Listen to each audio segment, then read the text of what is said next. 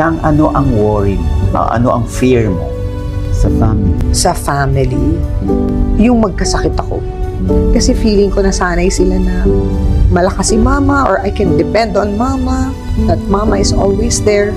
Yun yung ayokong mangyari. Yung makita ng mga anak ko na magkakasakit ako ng malala. Yun yung fear ko na ayoko. Na ayokong, kumbaga, ma-experience nila. Ini-imagine mo palang tinan mo na iyan.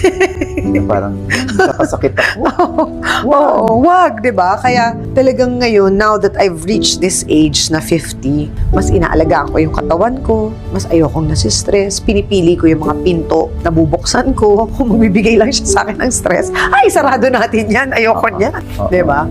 Yung mga ganon. So, inaalagaan ko talaga yung sarili ko ngayon. Kasi alam naman natin, di ba? Pag sinabi mong 50 ka na, 60, ganyan, magkakasakit ka, may ganito ka, may ganyan ka. So, ayun yung inaalala ko na,